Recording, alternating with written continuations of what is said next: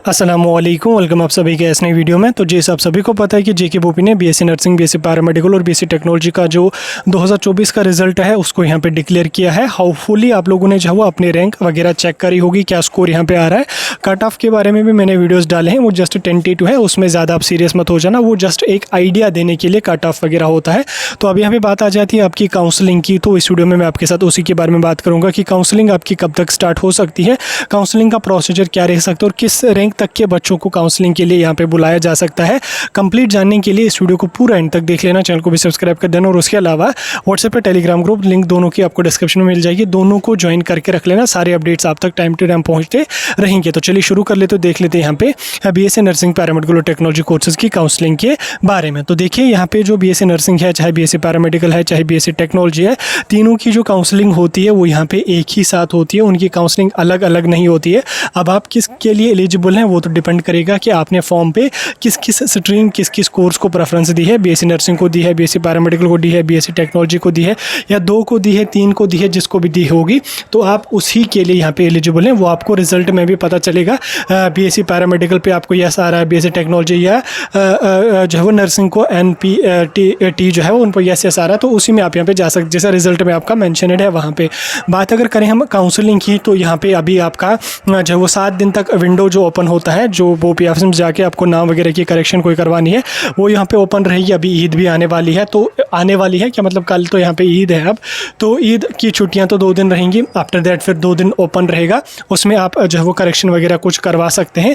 Then after that क्या होगा कि हमारा जो काउंसलिंग का प्रोसीजर है वो यहाँ पे स्टार्ट हो जाएगा। लेकिन उससे पहले यहाँ पे आपकी डेफिशिएंसी की एक लिस्ट आ जाएगी। डेफिशिएंसी की लिस्ट में क्या होगा, उन बच्चों का नाम होगा जिनके डॉक्यूमेंट्स यहाँ पे डेफिशिएंट होंगे, चाहे मार्कशीट डेफिशिएंट होगी, कैटेगरी डेफिशिएंट होगी या कोई अदर डोमिसाइल वगैरह डेफिशिएंट होगी। तो उन बच्चों का जो भी डॉक्यूमेंट डेफिशिएंट होगा, उन बच्चों को फिर जो है वो काउंसलिंग के टाइम उस डेफिशिएंसी को क्लियर करने का टाइम दिया जाएगा। यानी कि उसमें आपको पता चलेगा कि मेरा कौन सा डॉक्यूमेंट इन्होंने डेफिशिएंट रखा है, यानी कि कौन सा डॉक्यूमेंट मुझे पेंडिंग है, उसको आप जो है वो फिर काउंसलिंग में जाके उसको ठीक करवा सकते हैं, उसको वहाँ पे अपनी डेफिशिएंसी को क्लियर करवा सकते हैं। तो काउंसलिंग की अगर हम बात करेंगे, तो अगर आप पिछले सालों की बात कर लोगे, पिछले सालों में देख लोगे, काउंसलिंग काफ़ी लेट यहाँ पे हुआ करती थी। लगभग रिजल्ट आने के बाद बहुत टाइम वेट करना पड़ता था, फिर यहाँ पे काउंसलिंग की नोटिफिकेशन आ जाती थी। लेकिन अब की बार ऐसा कुछ नहीं होगा।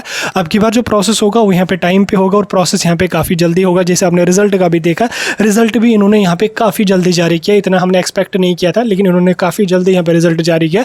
वरना लगभग 2 महीने के बाद ये लोग रिजल्ट डिक्लेयर करते थे। और लास्ट ईयर जो है वो लगभग अगस्त के महीने में इन्होंने जो है वो मतलब फिर काउंसलिंग वगैरह किया, प्रोसेस शुरू करने का सोचा था। लेकिन अब की बार आपकी जो काउंसलिंग होगी वो यहाँ पे जल्दी होगी। यानी कि आप मान के चलें 25 जून के बाद आपकी जो काउंसलिंग का प्रोसीजर होगा वो यहाँ पे स्टार्ट हो सकता है। यानी कि कुछ ही दिनों में यहाँ पे आपका काउंसलिंग का प्रोसीजर जो होगा राउंड 1 वो यहाँ पे स्टार्ट हो जाएगा। और यहाँ पे काफ़ी ज़्यादा चांसेस हैं कि राउंड 1 जो हमारी काउंसलिंग का होगा वो यहाँ पे ऑनलाइन मोड में ही होगा। ऑनलाइन मोड में होनी ही चाहिए, क्योंकि बच्चे जो दूर दराज इलाकों से हैं उनको फिर बोपी ऑफिस जाना है, ऊपर से इतनी ज़्यादा गर्मी है, खासकर जम्मू में काफ़ी ज़्यादा गर्मी है, श्रीनगर में भी काफ़ी गर्मी है, तो बच्चों को काफ़ी ज़्यादा दिक्कतें वहाँ पे आ जाएंगी।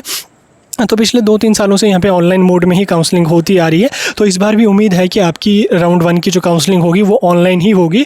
और यहाँ पे पिछले साल 30 मार्क्स तक के बच्चों को बुलाया था, लेकिन इस बार यहाँ पे बच्चे काफ़ी ज़्यादा हैं, तो 30 से 35 के आसपास मार्क्स जिन बच्चों के होंगे उनको राउंड 1 काउंसलिंग में यहाँ पे बुलाया जा सकता है। ठीक, ये मैं अपने हिसाब से बोल रहा हूँ, ये कोई ऑफिशियल नहीं है कि हाँ इसने बोल दिया तो वही होगा। 30 से 35 मार्क्स के आसपास जिन बच्चों के मार्क्स होंगे, इसी के हिसाब से जो है बच्चों को काउंसलिंग के लिए यहाँ पे बुलाया जाएगा।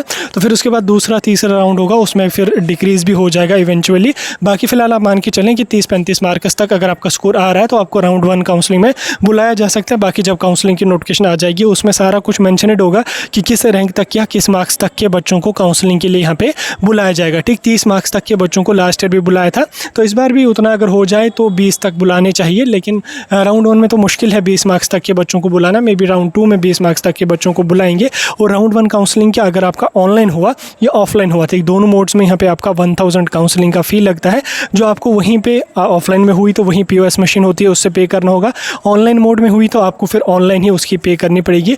और ऑनलाइन ऑफलाइन में यही फ़र्क है कि आप ऑनलाइन में जो है वो मैक्सिमम कॉलेजेस यहाँ पे रख सकते हो, यानी कि जितने कॉलेजेस कोर्सेज आप रखना चाहो उतने रख सकते हो। लेकिन ऑफलाइन में आप जो है वो अप टू 10 ही यहाँ पे रख सकते हो। इसलिए यहाँ पे जो है वो ऑनलाइन मोड में ही होनी चाहिए ताकि आप मैक्सिमम प्रेफरेंसेस रख सको। तो उसमें मे बी आपका फिर थोड़ा चांस ज़्यादा बढ़ेगा सिलेक्शन का। बाकी ये था आपका काउंसलिंग के बारे में थोड़ा सा अपडेट। वहाँ से कोई और अपडेट होगा वो हम आप तक पूरा जो है वो टाइम पे पहुँचाने की कोशिश करेंगे। फिलहाल कोई डाउट होगा मुझे कमेंट सेक्शन में